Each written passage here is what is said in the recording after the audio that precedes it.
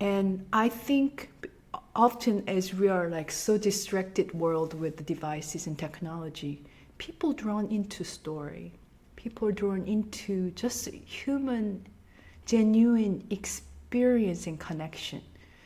So as innovative it sounds like, it actually comes down to it. I just eager to connect more, which seems more rare in this time. And the performer talk about the emotion. Performer will try to talk about that musical feeling and visuals. Sometimes when I bring the visuals on the projector, it's all connected so that I can help audience to experience better. So I believe the power of storytelling. I believe a power of simply you and me, we're going to share this music in a very meaningful way. Hi, you're listening to Conversations with Musicians with Leah Roseman. This podcast strives to inspire you through the personal stories of a diversity of musicians worldwide, with in-depth conversations and great music that reveal the depth and breadth to a life in music.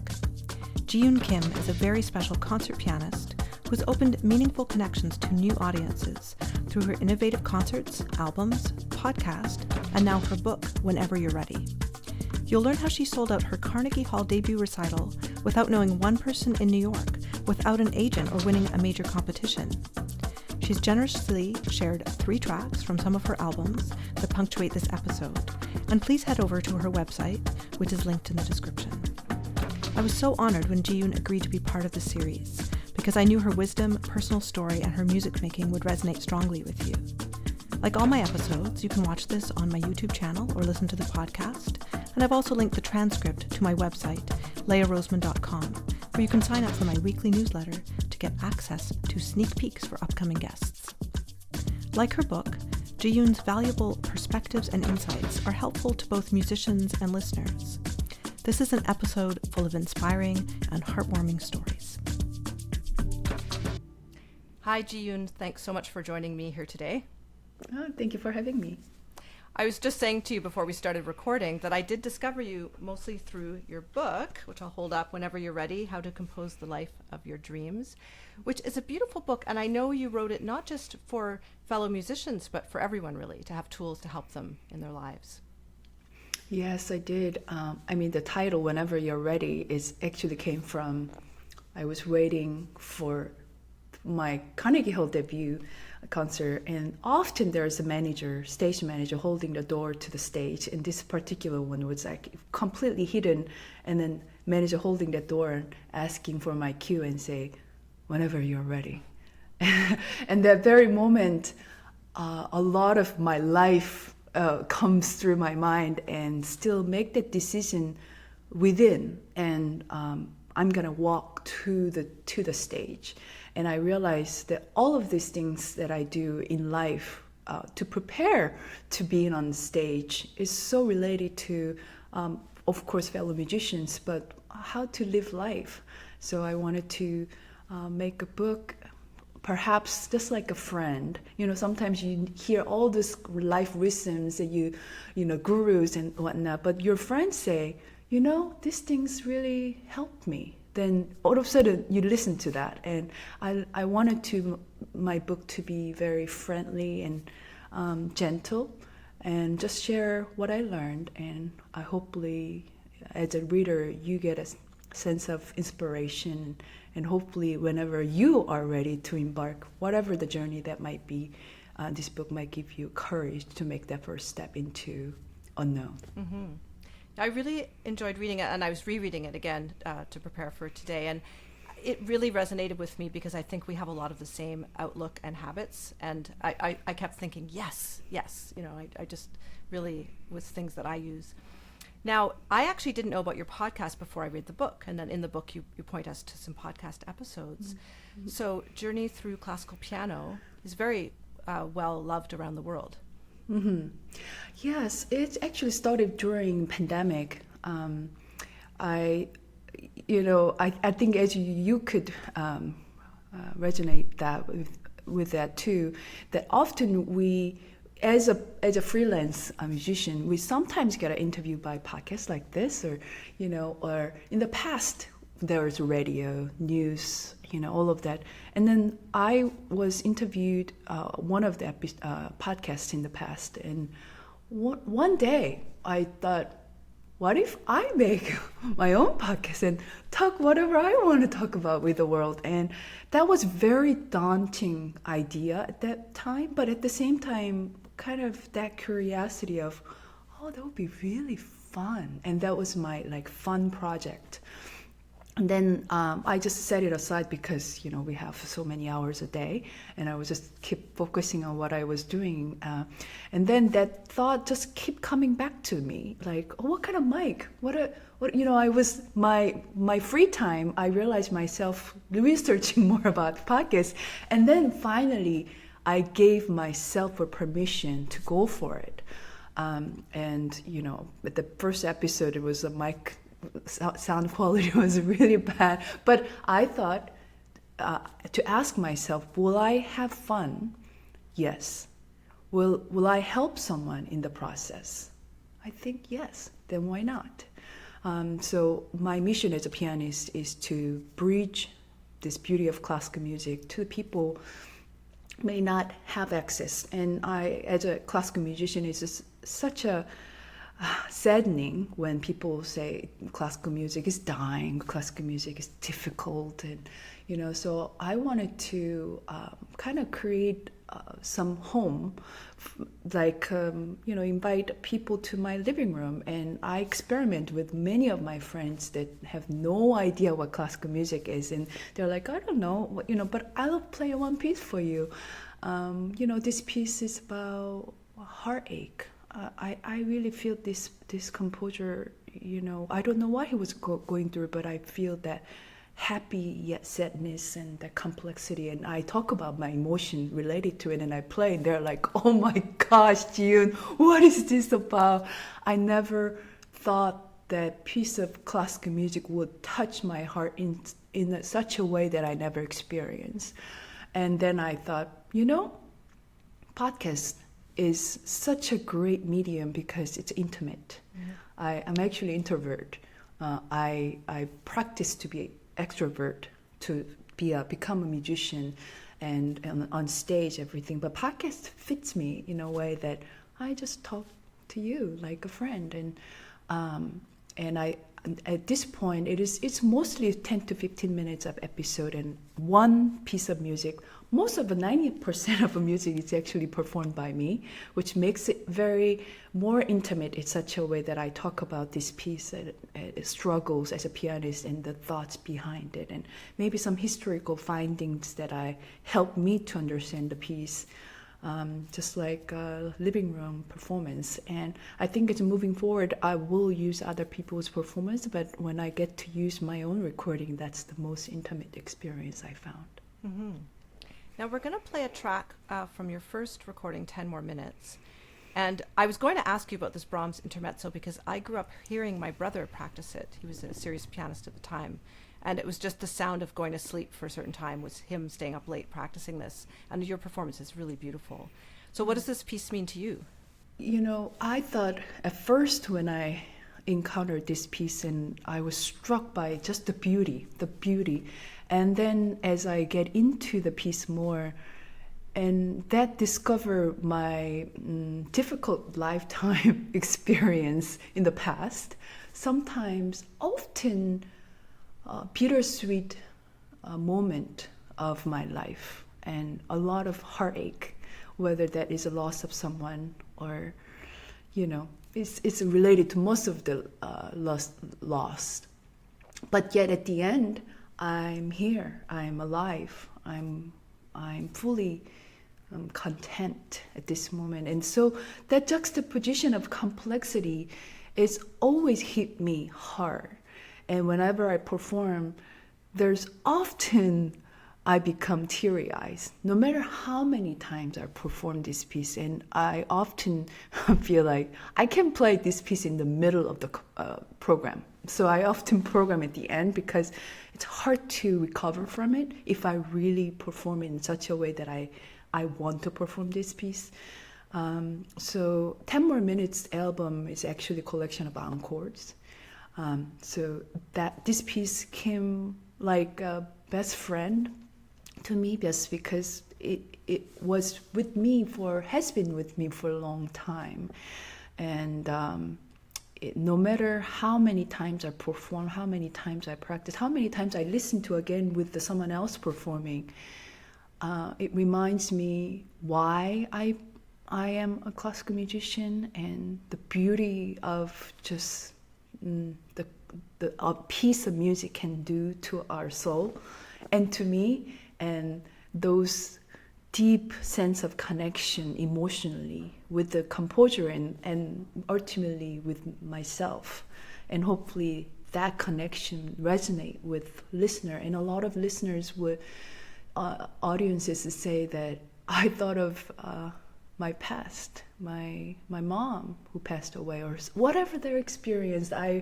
This piece brings another memory or feelings to their life. And I know when the piece of music is that powerful, I carry along for myself and for others.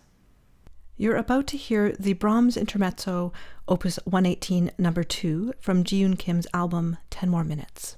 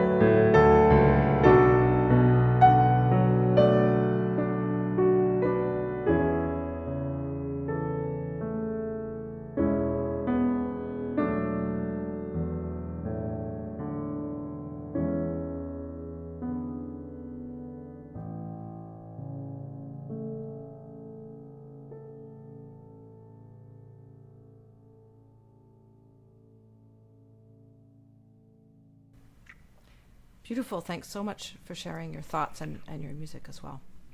Mm. Now, I don't always like to start with people's childhood, but there were elements that you described in your book that I think are really interesting to bring people's attention to.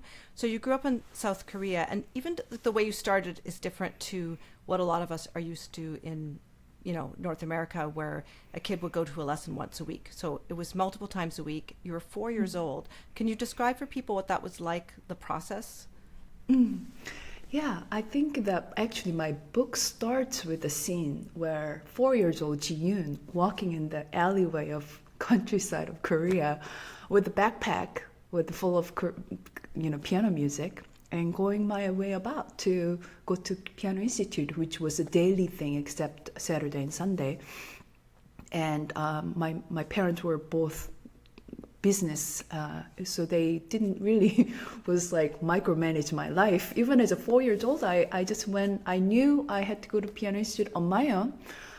So I remember there's maybe just 3 or 4 blocks, but that was definitely a daily journey. And I stopped by this grocery store, or there's a little snack vendor that sell tteokbokki, which is like a little Korean snack with a rice cake and things. And I was thinking, oh, should I have a snack on the way or not? I'm just thinking about it. And then I went to the Piano Institute every single day, and that I took it very seriously, just like a serious businesswoman going to some work done or something. And so when I'm thinking back on it, and now I live in America, seeing other kids in 4 years old going to institute by yourself, and it feels foreign, feels impossible, and I realized how different that was that time. And I don't think it is same, unfortunately, in Korea. It's, safety issue, a lot of, difference that changed since 1984. But I'm so glad that I learned independence such a young age, that every musician at some point have to learn that the habit of consistency. And I just, my environment made me into that setting from the beginning. And without that structure, I still managed to create it on my own, even now. Mm-hmm. It's interesting. I was interviewed recently about this podcast, and they were asking if I thought what all my guests had in common as musicians, because people play many different types of music, fulfill different roles in our industry. But I felt like everyone has persistence. Mm. You just keep doing it, no matter how hard it is, no matter when you start or what you're doing. I agree. And you went to this competitive arts high school, also pretty different than what I was shocked by the public, rankings. That was just. Yeah, now I'm thinking back, how cruel that is. And but it was so natural, because that's just how it's done. And I didn't think much about it, but looking back on it, yes, every piano exam, once a semester, at the end of 4 months, every 4 months we had a piano exam, which was open curtain or closed curtain. Then the ranking of all of the you divided violinist or pianist. It's not like mixed it either. So where your standing is on the pianist ranking. But there were a lot of piano majors. I remember at least 100. Thinking about it, like 100 people majoring in high school, in art high school, it's crazy. But we saw the ranking very cruelly afterwards, and but top three, we always someone we could expect, like technically so clean, like there's no question, like, oh yeah, so and so number 1 again, oh so and so number 3, all right, so that was very cruel, but that was the society, a lot of a competition, and I think that competition is still there, and that I realized is the competition is everywhere, whether it's within yourself and with others, and often in when you try to compete with music, It's very toxic environment, which I wanted to drive away from, but I actually lived in that competition, competitive world for a long time. Yeah. And in terms of those 100 pianists that you're in school with, you write about that in the book, that maybe they didn't pursue music as a career. Yeah, I know, including myself, 3 out of the 100 that are doing something with piano currently. Yeah. This comes up with various guests. I think there's an element of burnout, especially from a young age. Yeah, I think people don't realize in order to become a classical musician, like you're talking violinist or pianist, and it doesn't matter the instrument, you often start 4 or 5, and you think it only Mozart started when he was 3 or something, and everyone else just started in the high school, middle school. No, we all started when we were like 4, and a lot of people, by the time they got into college, they've been already playing like 14 years of their life. And then the unfortunate part is that your journey didn't even get started yet.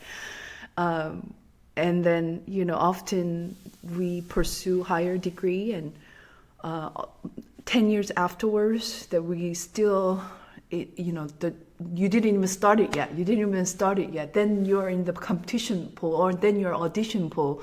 And then, you feel like, why am I doing this? And do I even enjoy it? And I think that the burnout is almost like natural result of doing one thing for such a long time. And if you do that, you have to find a way to refresh yourself or some balance. Otherwise, it's like doom. You're doomed to have it. It's more of how you gonna deal with it. And you better equip yourself rather than, I'm never gonna burn out. Because everybody will, if you think that you're gonna start something from years of 4 and then 40 and 50 and 60, and it's a marathon. And I think a lot of people like, at some point, once I make it to, I don't know what the definition might be, once I win this competition, once I win this audition for an orchestra, or once I get the position, I'll be fine. But then they burn out. Then they realize, all life I pursue, is this what I wanted? So I think more than any other field, our musicians have to be awake and keep asking questions. And not that fundamental question that, do I love music? Because I know we fundamentally love that. That's why we're here. But what an aspect of it that you enjoy? And is this a performing? Is this a teaching? Is that both? Is that what aspect that you will refresh in yourself? Is that to stop yourself from serious burnout? Mm-hmm. Now, you mentioned teaching. You're an educator, but I found it interesting and understandable that you got your doctorate from Indiana University. I did go there, by the way, for my master's, so you did? Yeah, some familiarity with it. And then you decided to pursue another master's in pedagogy. Mm-hmm. Yeah, I think, first of all, everybody thought that I was so crazy after doctorate in Indiana, which was really rigorous program. One of the rigorous program which you had to prepare 7 or 8 different repertoire. I mean, the recitals you have to do that not included in your repertoire list when you audition. So, which meant that like series of 5 or 6, 7 years of higher degree in the master's and doctorate, I mean. And then afterwards, I realized that, I finally understood that I don't know enough. But the one thing I learned from the doctorate degree was that I know how to find it. Maybe the methodology, that if I have a curious about something and I know how to find it, and I know what is the right path, whether that in performance practice. So that was really tremendous lesson for me. But then afterwards, I realized even my teacher at Indiana University doesn't know how to teach 4 years old. That really bothered me. And she can teach like any high level performer that you think it is flawless, that she will make it better. Beethoven sonatas, Chopin, doesn't matter. But then bringing first step into the intermediate, that was like a big mystery to me. And I think I'm actually an educator at heart. I like to digest pieces for even audience and just create educator as a bridge. And the fact that I have no idea about how to bring the beginner, doesn't matter even it's adult beginner, to just first Bach piece or something, was like so much of curiosity hole in my life. And you know what? I'm going to go back to piano pedagogy master's degree. And just to, that satisfy my hunger. And then when I did that piano pedagogy degree, and I realized everything I learned even from my 4 years old to doctorate degree, all my life as a musician made sense.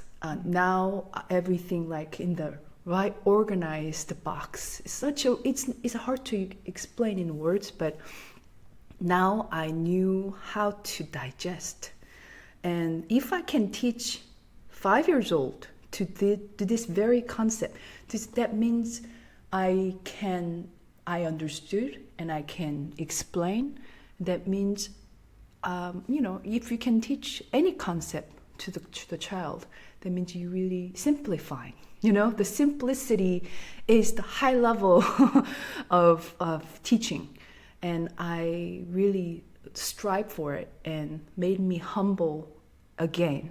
And okay, I did all of this higher education, but now make it simple to general audience, to the students, to whoever I meet. And I don't know better, but this very thing I want to talk about. But this actually came from a lot of research and a lot of education, but I wanted to make it simple. Hi, just a short break from the episode, which I hope you're enjoying so far. If you want to check out over 100 episodes you may have missed, in addition to your podcast player or YouTube, I have an extensive website, leahroseman.com, with show notes, transcripts, the complete catalog of episodes, and you can sign up there for my weekly newsletter to get access to sneak peeks of upcoming guests. Please do share your favorite episodes with your friends, follow me on social media, and share my posts. And if you can spare a few dollars to help support the series, that would be amazing, and you can find that link in the show notes. I'm an independent podcaster, and I really do need the help of my listeners. Now back to the episode. How do you change how you teach with different personalities of your students, different learning styles? Yeah, well, obviously that is part of the education degree, that you start from the learning style and you understand what is my learning style too. So that's something that go back into. I was already I think I'm an innate communicator, one-to-one setting, so I know what this person, empathy, or try to think for their perspective, and if I can sense that person is not getting it, and I try to another way, this way, that way.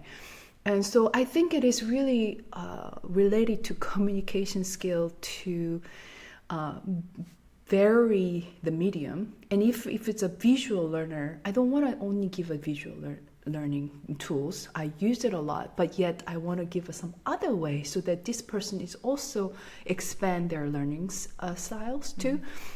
So this is the theory that I learned. Modality of the people's learning style is different, but that doesn't mean that we need to adapt our style only to that person. But then just understand the theory, basics of it. But then I see it, okay, this person is actually lacking this way of education. So I want to just plug in a little bit more different way of explain or conversation. And a lot of it, I think it is just listening their body cues, listening to their life. I often really surprised that when students are not able to accept what I'm giving, it may not be anything related to their modality of how they learn, but the struggles in their mind or things that are bothering them, or so it can be life issue. So I have a lot of adult students too. So I often ask, did you sleep well? Are you eating well? Are you moving well? I'm just covering the basics first. And then I stepping forward, like, is there anything that, difficult to your life right now? Can be piano related or not, and I open a little bit of a channel for them to open up. And it is a conversation. I always find it is a piano therapy, because music is therapeutic. But then they may share some of struggles, if they may not. But once that they can be able to let it go of whatever the troubles that they have, then they make music better, because they actually be honest with themselves and the transparency of it. And I think it is the same with kids too, and young students that may struggle with this tremendous pressure of school and other society and things. And I wanted to be there to listen to them and make a music as a healing process. Like, this is not a test. We don't do music just because to be a more skilled pianist, more skilled violinist. We use music to share, to deepen your relationship with yourself, and to connect with the people that maybe passed away, or this music and the composer, and ultimately to connect, whatever that could be. So then, any of the modality that I use works. Mm-hmm. In that open foundation. Yeah. And in terms of the way you've, your career has blossomed as a performer, but supporting yourself also through teaching, in contrasting to had you taken a position in a university, you'd be involved with their, bureaucratic stuff, teaching maybe higher level students. Do you ever think about that, or to speak with friends who have those kinds of jobs? I think as a doctorate, graduator with double degree with piano pedagogy, at some point of my life, I thought, nobody can compete in terms of credentials with what I have. If they only think that, in order to be a professor in university, you need a doctorate, preferably good university, like Indiana University, and in my mind, like, I'm so qualified. In fact, I'm overqualified. But then I realized that doesn't work that way. Mm-hmm. The university position is like God-given. It has to come from somewhere else. It's not like you want it and you can get it. It involves so many different layers to it. Maybe there's some politics involved. Maybe there's some network. You might have to start somewhere in the city that you don't want to live for a long time and the letter up. And, I had no idea. And maybe sometimes the one recommendation from your teacher at, in the university, that recommendation get you there. Just no questions asked. That doesn't matter. As you know, the musical world has been going through a lot of changes, but in the old times, there's not really one method works. And in my mind, I was diligently doing everything like that. Maybe, but I actually didn't think that I will become professor, but I thought part of it, that's my option. And I just pursue my curiosity, but then now I have this degree, so why not? That's professor sounded great. But then in the midst of it, I have friends that in a professor position in a university, and I realize in a university position, as shiny as it looked from outside, it's a lot of administration work, mm-hmm. a lot of repetition, a lot of just basic instruction, and then 4 years later you start over. Mm-hmm. And it's not a long-term thing, and but it's a lot of emails and meetings, and then you are becoming a little soldier for the bigger organization, which is university. So that the bigger organization want you to do X, Y, and Z in order for the mission or whatever the organization wants. But maybe that may not in line with what you want to do in your life. And I realized a lot of them, my friends are agonized with lack of time, but then responsibility. Because they feel they are tenure and they have to do X, Y, Z, and they don't want to do it. You know, those positions, maybe an Indiana university, those professors only teach certain hours and they can just perform and do nothing in emails, or they don't have to do anything. It's like a fantasy, and it's 0.00001, and that is even disappearing. Yeah. So I had a reality check and wake-up call when my position that I thought I would get, it didn't come through. And I realized, you know what? I don't think I would like to enjoy being professor, the work involved with it. I love teaching, but not everything attached to it. And then what I liked was the name, maybe the privilege it looks like, it sounded, and also the security. But then I have to question everything again. What is the security? If I am working at some place and mentally so stressed, is that secure? Is that secure enough? For me, it wasn't secure because it was not fun. And so for some people, it's a perfect fit. But for me, I had to revisit. And even if I have all these degrees that maybe qualify for the job, but me as a person doesn't fit for the position. I have to create my own position for myself so that I can do all of those things that I'm interested in doing.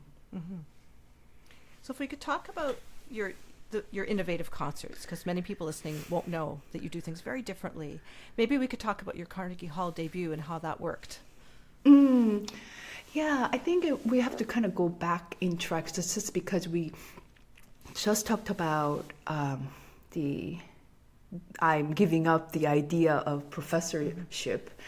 And that's when I decided, no adjunct, no part-time, no teaching one course or whatever, actually cut off. Just say no more. And then that was actually very difficult for some reason. I always taught, course or two in the hope of whatever.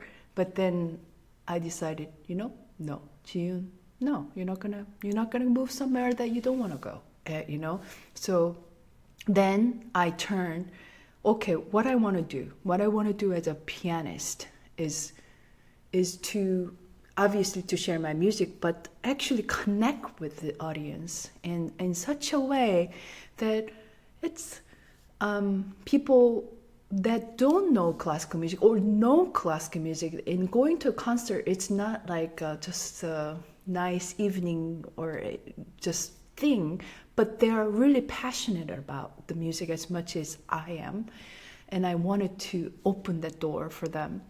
And then first thing I came to my mind was to create an album, which was, which is a dream for many of musicians to make your own album. But then the Sony didn't call me, Deutsche Grammophon didn't call me, and then what? And a lot of people that they have their mystery of how one create an album, right? And then I realized, what if I just record an album? I'm gonna make my own label. But then still there's question remained. How much does it cost? What is a concept? And so I thought, you know what? What does Sony makes album? What studio do they use? What photographer do they use? How do they do it? I just need to come up with a concept, and then I need a funding to create it, and the level of Sony would make. And so I decided, I have a solid concept, which is, I shared the 10 more minutes. It's not 10 years more, but it's 10 more minutes. It's a very humble wish, something longing for the experience, whatever that experience gives you bliss. And for me, it was encore. And the concert is over. Everybody wishes, let's do one more, that communal wish. So I wanted to capture that longing feeling into the album. So there was a $30,000 that come up with that funding, and to make asking for donation video itself for 3 minutes cost $8,000. And I thought, okay, I will include that. And that's the numbers, such a high 30,000 for the CD production. It's included that just 3 minutes of video making was, hi everyone, this is my idea and I would like you to be part of it, that kind of. And then I had to practice the same sentence over again, that I have this project, I want you to be part of it, and I need you to support. That was like not a big deal in my mind, but it was so big deal to actually talk to my friends or, family or even strangers. Like, I felt like so small to ask for money. And that humbling experience was like, it's okay for you to say no, but I felt so guilty. Maybe I made them feel bad.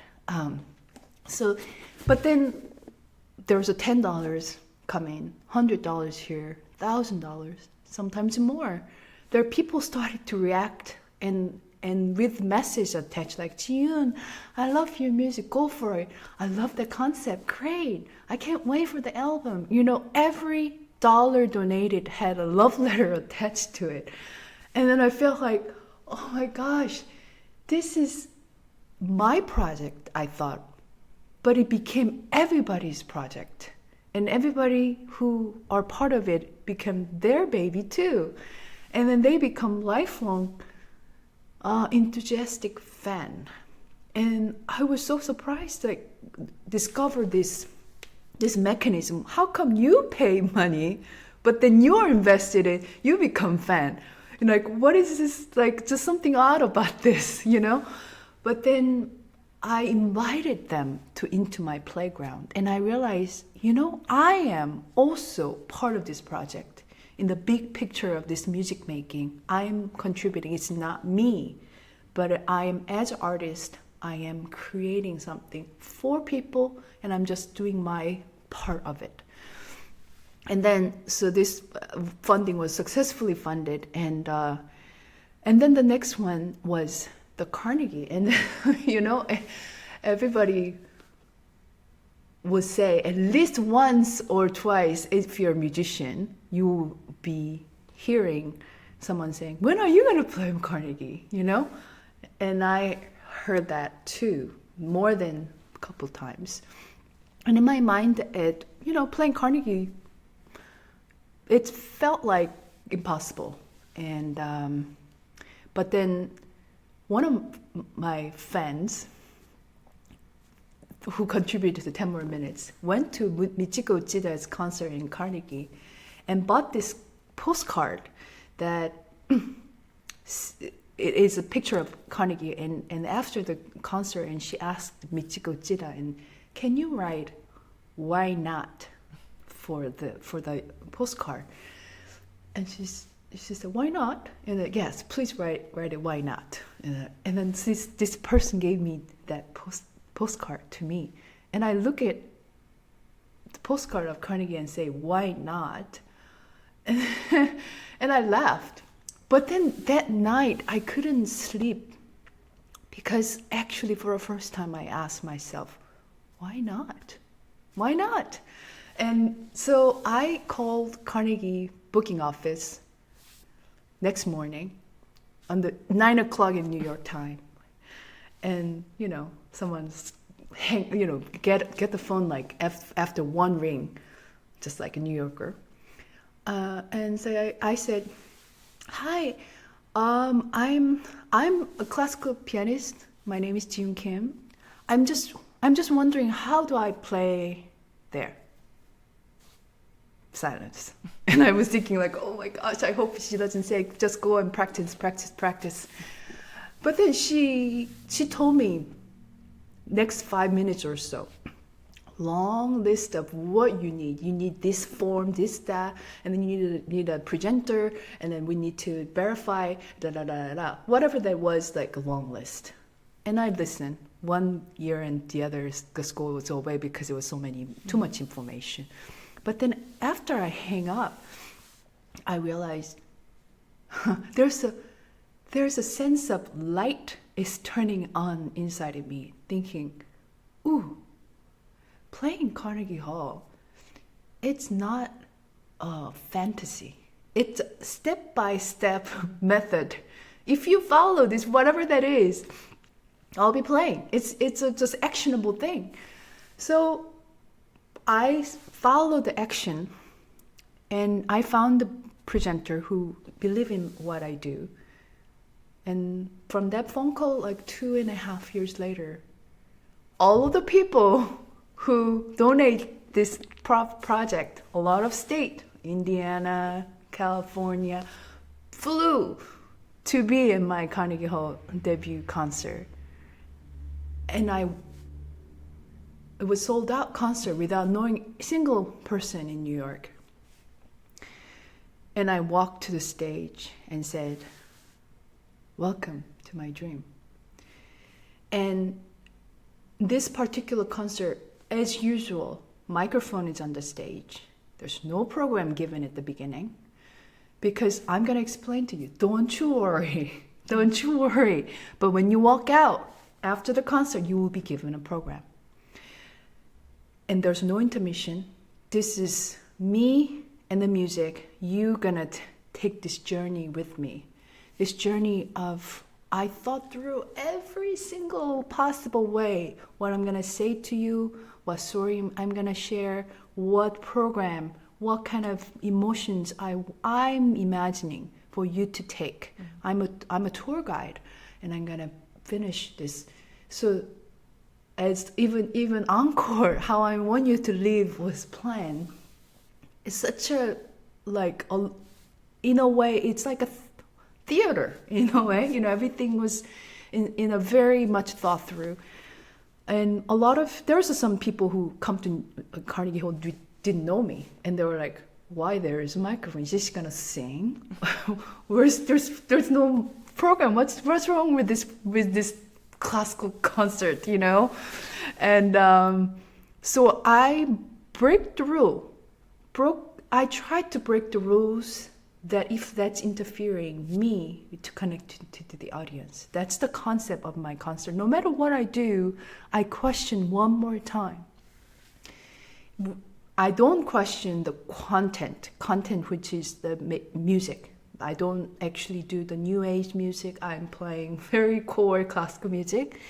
But then I question, do I really need to go to the backstage and come back right out? Is it necessary? For whom? Do I need it? Or does it need it for the audience? And I realized I may need it, but audience don't need it. So then I didn't go to the backstage. Just for that second, I don't need it either. And the talking part, as much as simple as just talking to the audience, I think through if I maybe start with a 10 sentence what I want to tell the audience, but then at the end I might say 4 sentences. It's like a poetic. I have to practice what I'm gonna say, same way if I would perform. And I think often as we are like so distracted world with the devices and technology, people drawn into story. People are drawn into just human, genuine experience and connection. So as innovative it sounds like, it actually comes down to it. I just eager to connect more, which seems more rare in this time. And the performer talk about the emotion. Performer will try to talk about that musical feeling and visuals. Sometimes when I bring the visuals on the projector, it's all connected so that I can help audience to experience better. So I believe the power of storytelling. I believe a power of simply you and me, we're going to share this music in a very meaningful way. There's no pretentious, there's no no background music needed because you don't need it. And when I tried to go from that perspective, everybody said like, you're doing something so different. Like, really? Why so? What is so different about it? But maybe it is different just because where we are now. Mm-hmm. Now you're going to hear Nikolai Kapustin's Concert Etude, Opus 40, number 6, Pastoral, from Jeeyoon Kim's album Sium.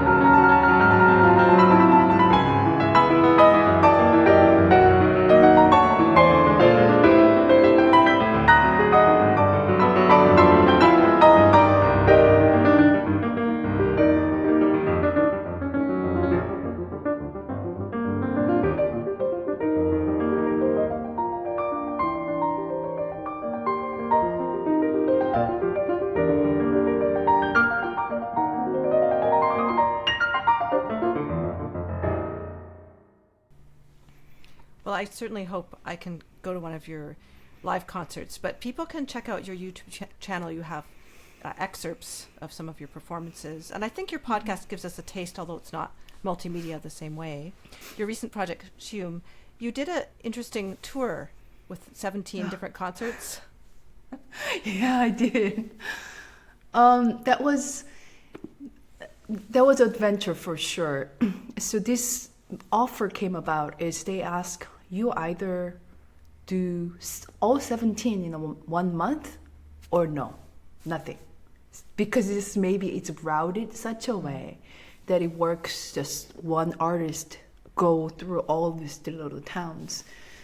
And I was thinking, ooh, that sounds like those rock band in the bus and going to town, which is not really glamorous. But then I was curious. To go to the corner of America, and also who I become after going through the 17 concerts. What kind of musician I would become, what kind of person that I would become. I was curious for that, so I said, yes, bring it on, let's do it. And I have to say, this particular tour was one of the hardest and one of the most rewarding concert tour I've done. And I hired my close friend to be a tech manager, so because the projector, it matches with my piece. So there's a lot of multimedia stuff that I can't not train someone to do it. And not alone that between the cities, sometimes you have to drive 7 to 8 hours, and that's only, a day back-to-back concert or something, and I could not do everything myself. I have to be performer at some point. So I did that, and I didn't count how many concerts left. That was like the being now as on steroid, because I could not do, okay, now I did 5. Ooh, now 12 more to go. I could not be in that mindset at all. Otherwise, I would crumble into the pieces. I feel like I wanna quit everything. I wanna go home, and so I just be in the new city with a curiosity mindset. Like, oh, this city, oh, this piano, interesting piano. Everything comes with a different challenge, different environment, different audience, and when I came to but one thing for sure I realized is that audience, those cities that may not have luxury of having concerts every week, Uchida playing, or like Kissin playing, or orchestra, these are the towns that this live performance is a treat, because it happens maybe once 3 months, or once 5 months. This solo piano might be once a year. So for them, they're more in tune in the mindset of old timer, where there's a candlelight at night. They cozy up and want to connect with the real person. So I connect with them, and the way I present concert, it touched them in a way that they didn't expect. And a lot of people said, I thought I came to entertainment, which is this concert or show, but then they said this was life-changing experience for me to connect. I don't know what you did, but I'm different now, an hour and a half later. And I don't think I did that. I think music did it. But I facilitated such a way that it made it possible for them. And I truly believe the way I did it made them curious about classical music, made them wanting to go more of classical music, and perhaps maybe turn on, radio, NPR or something, because one experience was such a positive experience of connection. They want to do more. Mm-hmm. And that was so connected with my mission. And then the last 17 concert, before I play encore, I told the audience and say, I have been in this tour for 17 concerts tour, and they were like very surprised. And today was number 17. And people were like really surprised to hear that, because they didn't realize that I was a part of that tour, and they didn't realize this is the number 17 I finished. And that very moment, I was so surprised, because unexpected emotion came to me, and I was started to cry, and I didn't expect that at all. I was just sharing, that this was number 17, but then all of a sudden, the sense of I did it, and this is number 17. How grateful, how amazing this was, how difficult it was. It was worth it too, and so many emotions came about. And I was like, whoa, I still have an encore to play, and I told them like, I think I made it, and I'm so grateful, and I will play the encore. And I play actually Brahms Intermezzo at that time. And I was literally try not to drop my tears on the keyboard. But then my partner was videotaping and taking photos, and he saw more than a half of audience was bawling too with me crying.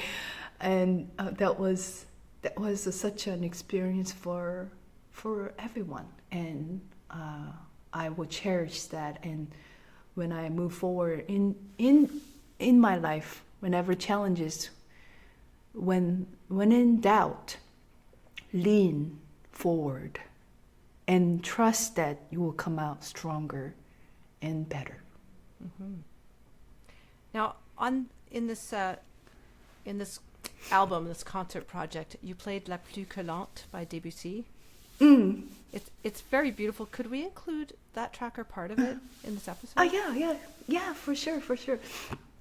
I think I'm in love with Debussy. Anything Debussy I love. I think a Debussy girl. I think his music making makes me a painter and free with the color of music. And one of the favorite thing I do is going to Museum of Modern Art in New York, and there's 5th floor, I forget, but there's a Monet a section, and there's a whole wall of water lilies, and I sit down, and I didn't realize he took this painting for 20 years from beginning to the end. And I'm experiencing it, his 20 years of struggle, doubts, life, thoughts, all of it. And I could feel it. And then his thing is, as all of other Impressionist painters, it evoke the image, evoke the sense of being there without doing every little details is expressed. And I think whenever I play Debussy, I become a painter and go wherever that music brings to. And often there's a piece that calls pagodas that I go to Korea when I go up to mountains every morning to get water for the day with my grandma and play badmintons, and I hear gong sound in the Buddhist temple. I smell the pine trees, I feel the fogs, and somehow Debussy, knows the sensation of Asia too, and all of it feels home for me. And Debussy allows me to be more creative, allow to seeking more colors, and have fun in the process. This next musical selection is Debussy's La Plus que Lente from Jeeyoon Kim's album Sium.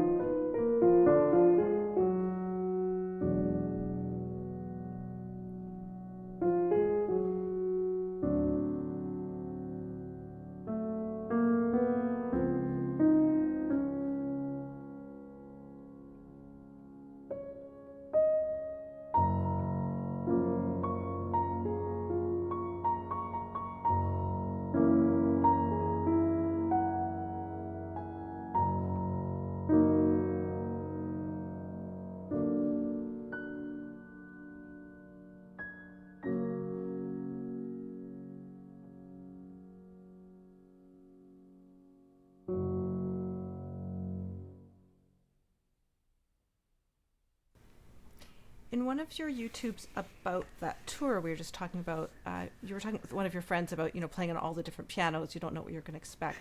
And he was saying that you just bring out the best. It's like your attitude going in is, let's see what you can give me. I forget exactly the quote, but you know what I mean? Yeah, it's interesting because pianists have this very unique challenge, which is you can't bring your own piano. And that challenge, it's sometimes a good thing, because what if you have bad instrument, So it's a fair game. But at the same time, like every other, musicians would agree, the instrument, it's not a thing, but living organism. And they speak to you. It's a living thing. I literally talk to my piano and sense it. Little changes, like maybe treble side today, it's a little more tingy, maybe some humidity, or I sense it. I talk to them, and I don't name my instrument, but I literally take as a person who has temperaments, personality and different moods. So whenever I go to a concert, it's very rare that I mean, there's maybe 2 or 3 times in my whole entire career that the piano is just perfect shape, that there's nothing I can complain about. Otherwise, the pianos, even if it's 9-foot Steinway, shiny instrument that everybody's rave about, they do have underlying health conditions.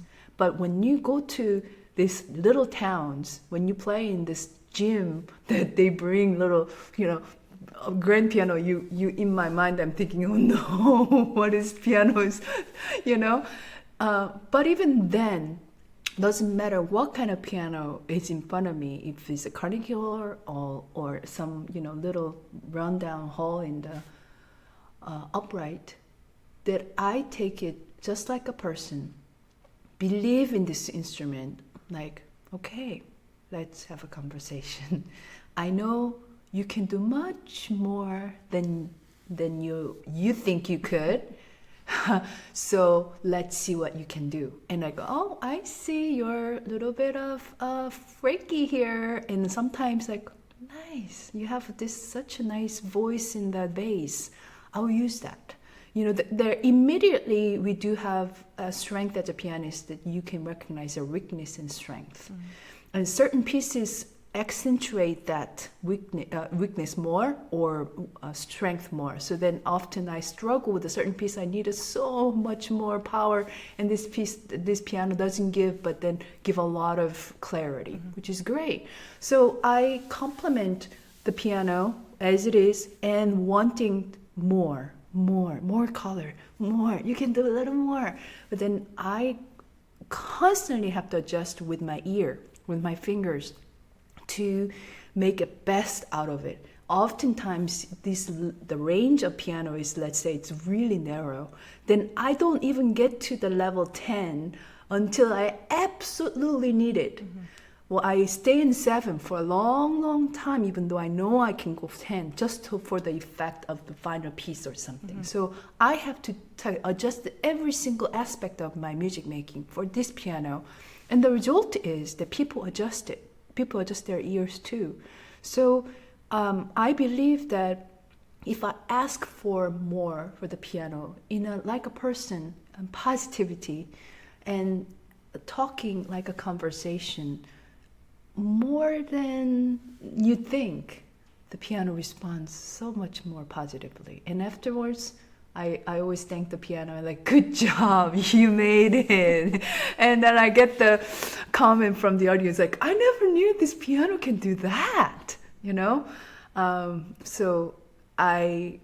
But on the side note, I make a list of things that this particular organization, technician, and when you're leisurely time, please, do X, Y, and Z. Because I also realize a lot of pianists, because they come and go, they don't really care about this particular piano, and they don't really give a proper feedback other than fix it now, or, be very temperamental about it. And my approach is that piano technician only have an hour, which is the only time for tuning. They cannot do the voicing, they cannot do the regulation, all of the other things that I actually would like this piano to go. But I will tell the piano technician, maybe there's some notes that is really, really critical, I will say. Otherwise, I make a note and send them to them afterwards, which is just a, thank you note. And it's not about me, but it's about the health condition of this particular piano and the community, Okay, interesting. Now, you paired each piece of music with a photo from Alan T. Brown. Mm-hmm.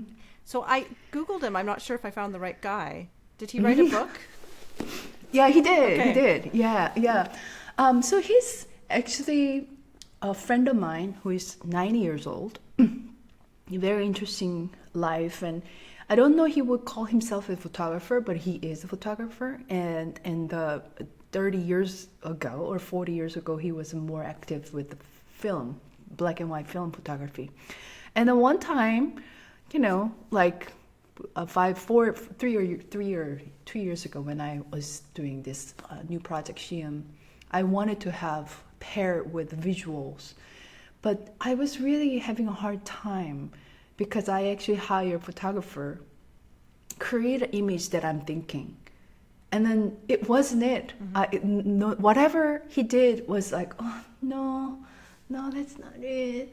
It's not it. And then one time at a lunch, Alan just did not know about this project. He just brought this boxes of black and white films. Like, I'm just tired of it. Can you just get rid of it? Like, okay, what is it? This little tiny square thing. And I was looking at it in the sun, like, oh. And then I was like, in my creative mind click, like, oh, this is the Scarlatti right here. This is Debussy right here. And then he was like, what are you doing? Can I use this film and like do whatever you wish? And can I just really use it? Like, I do whatever I want and I could go for it. Otherwise it's in my closet. Like, oh my gosh. And from then on, I searched for thousands of his black and white films. And then I love the idea that this slow process of film photography that you take with the film, you go to the same spot multiple times to get that one perfect shot, and then going to the dark room and then develop. It's such a slow process that we can't even think about it this time of digital era. But at the time, that slow process made it something very beautiful because you wait for the right timing. You don't waste the film. You wait, and then you study the composition, and then go back over again. And I love that process of slow process of film photography with my music making or my creation of project or concerts, because it's just such a slow process. I wish I can just whip one concert this month and another concert next month. It doesn't work like that for me. Each project takes tremendous amount of thinking and policing and thinking again, is this right? And then get rid of piece and then see the flow and then talking and all of the other aspects. It takes years to make it one concert project to the public. I might be cooking for like 2 years, which is unthinkable for some musicians or some people, but that's how I do it. And when I think of pairing black and white film photography, digitalized, because from the film to the projector, I felt home. That this is it. Couldn't be more perfect. Especially I'm pairing with the poetry. That again, poetry is not like you write it one sentence and that's the perfect sentence. No, you edit it and never perfect. Poetry never perfect. Classical music never perfect. There's no point of completion. That master's mind of poetry and just try to succinct in such a way and match the mood of a certain piece. So the Sium concert was all about this piece of music that I want to share, but around it, I'm gonna have this army, that support this art to elevate. It was not about poetry, it was not about black and white photography, but those two together to elevate the experience with music that I'm sharing. And I wasn't sure how it's gonna work. Is it gonna distract people? Is it too much? Is it what? But then at the end, it couldn't be more perfect that how I shared, and then everybody was very surprised to experience in that way. And I had struggles and challenges along the way, but at the end I had to trust myself. I am a curator. I'm a bridge. So if I just let my sense, which I know this particular music I'm performing in terms of what emotions I want to convey or messages the well, then when I select the photography, when I select the poetry, it may not be the world's best photography, the world's best poetry, but that doesn't matter because I am the connector that curating this to experience it. That's still worthy of it. And when I let go of what will be the best, then it was much easier process. Trust my sense, trust my belief in the certain particular music, and if I love it, maybe someone might love it too. But if I pretend to pair it such a way that because this is most well known, the most well written, or the renowned poetry or renowned photography, that would not mean much personally to me. But when I search one poetry that's to speak to me really hard, out of 1,000 readings, then that is it for me. That I found the jewel for me. And then when I share that in that enthusiasm and passion, I realized there's definitely one or two people moved by it. Mm-hmm. You write in your book, Jeeyoon, about how learners are happier because of, well, you express it well, I won't quote you, and I was thinking, Alan Brown, this photographer, I read a bit about him. It was interesting. He said he taught himself photography when he was in his 60s and really pursued that. And then in his 70s, he learned ballroom dancing and then won some big award. And he's doing piano, like he's doing all these things as an older individual. Yeah, the number, it's such a subjective thing. And in the past, when we think someone is 60, like as if your life is over, like now you're preparing just do nothing. But now 60, it's like, what? You just get started. And it's all in your mind. And the number games continues. If you have X, Y, and G followers, how many CDs did you sell? How many concerts did you have? How many audiences did you come to your concert? How many listeners in your podcast? It goes on and on and on. And we constantly put ourselves into the box of numbers, which is very toxic. Mm-hmm. And when I see someone like Alan, who's 90, still dancing, still taking piano lessons, and I remind myself, when I'm 70, when I'm 80, I want to keep learning something, whatever that is. I want to keep reading, expand my perspectives, and I want to be surrounded by who's learning too. Mm-hmm. And I think ultimately that effort, maybe small effort, makes everything. It's like I found this threshold through piano pedagogy education. I found the threshold with the learning, the joy of life, and process, the gift of process, and humbling process, being a beginner again, and then the unlocking the creative mind that we all have just by trying out that I am beginner, because I am doing one thing like a piano for entire my life. I need to keep trying something new to balance out that I am after all human being, that I cannot do all well, and even as a pianist that I have to accept the insufficient self, that humbling place that this is what I prepared for you. You may not like it, but I would like to share. And in that process, I've learned, I guess, one of the biggest lesson of life for myself. Mm-hmm. Yeah, and I know you've I don't know if you're still surfing, but you studied surfing, and I know you're studying Spanish. I also try many different things as it fits. It's sometimes hard as a musician to go to like a regular class time, for example, but it's Right. so important to try new things. Are there things right now you've started that are new for you? Yeah, I think, surfing is still a new thing. Mm-hmm. And, as you could relate, musicians spend a lot of time indoors, especially, like violin. At least, I guess you could go outside, but you wouldn't. Piano, impossible. And when pandemic hit, I realized my whole life I prepared to quarantine.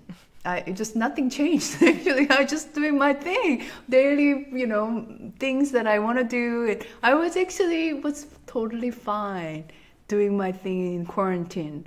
And I realized, okay, that's good and bad. And I live in San Diego currently. And I realized, I'm going to try surfing. That was after pandemic, but a couple years ago. Unlike the surfing experience that you see the videos and everything, and I actually took this surfing very seriously, as I would do everything else I do. I learned, I read so many books, watched a lot of video, I hired a professional coach, and I just give me how to practice, how to all of it. And then I went to the beach, and then there's no waves, there's no actual, and then like, come on, I'm ready to take a drilling. I need to do at least like 20 drills that I facilitate, and then there's no waves, nothing. And I was thinking, where can I drill? And then realized nature doesn't work like that. I'm like, really? And then I watched this professional surfing, and like, so easy. They're just like walking on the longboard and go to the tip, and just to turn, and like, oh, I think I can just visualize myself doing that. But then I go to the water, and even last 2 years I have like major injuries of foot injury, not fingers, thank God, but broken nose. And a lot of like major injuries that a lot of people was telling me, Jeeyoon, is this wise for you to continue this surfing? And then I had to do a deep soul searching, and what is wise thing to do? And then I realized, I could die on a sidewalk, just do whatever the reason is. So I can't live life with a fear, but there is things that I need to be more cautious. Wear protected gear. When it's big, don't go. Learn, very safety, things that I would do. And if I'm tired, don't go out. There's always accident happens when you're like neglective mode. So I thought, I realized when I'm out there in the water, I'm still such a beginner, and I can't. What was one of the most difficult things that I learned is that I hated accepting the fact that I'm just mediocre, so bad at surfing. I thought I would be so good at it. Unlike my hope, I'm not good at it. And what's so bad about it, Jeeyoon? You just have fun. And it's still not easy. But I get to the point that I'm sitting in the board, 5:30 in the morning, and sunrise in the ocean, and the pelicans flying and catching fish for the breakfast, and dolphins swim by and make those whistle noise, and come and say hello, and all of it. And I realized, this is teaching me something that I need to learn. Through all these struggles of wanting to do well in surfing, and to this moment of how amazing is it that I'm this outside of musical world, outside of my own box, out in the nature, this early morning. Then when I come back to the music, come back to the piano, I'm more whole, I'm more alive, I am more complete, just because of all the mistakes, and then be connected with nature.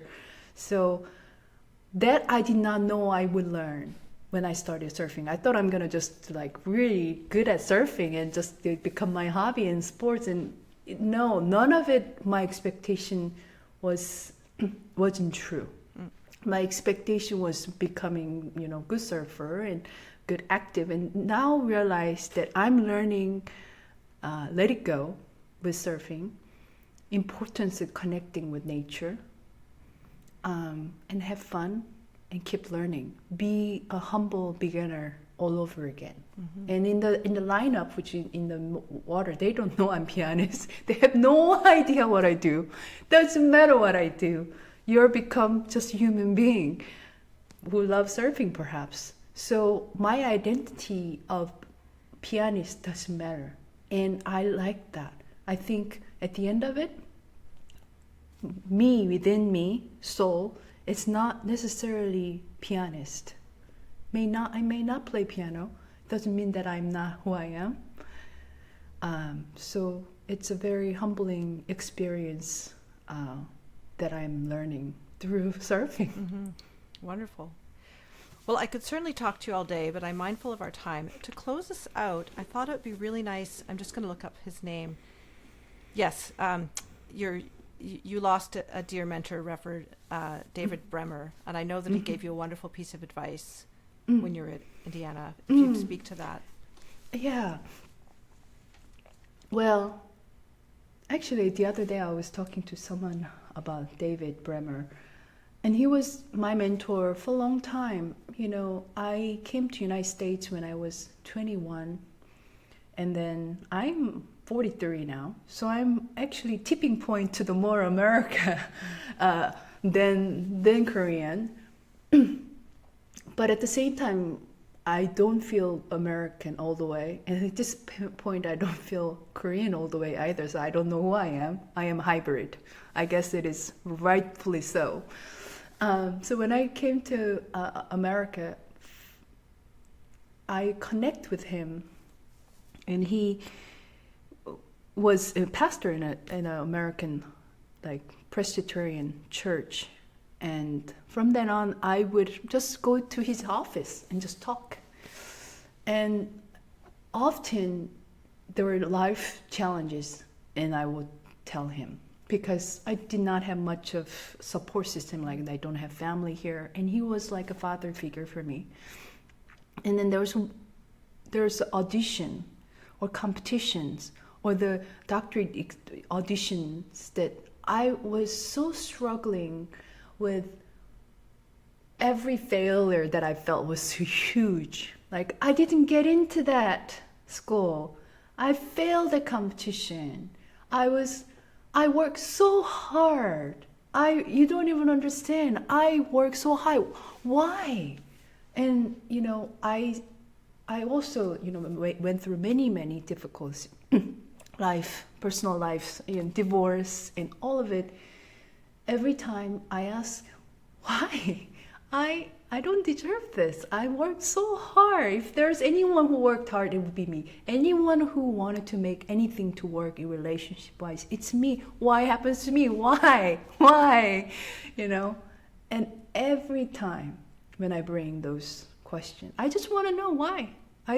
Is there any lesson that I need to learn here? I was like complaining. And then he said, just very matter-of-fact tone, although he's a very loving person, and he will say, don't ask why. Always ask what now. And now go back to your practice room and practice. And then I thought about it. Over the years, after his passing too, whenever I feel, why? Then I hear now his voice telling me, Jeeyoon, don't ask why. Don't just ask what now. And that simple life wisdom saved me so much misery of my life.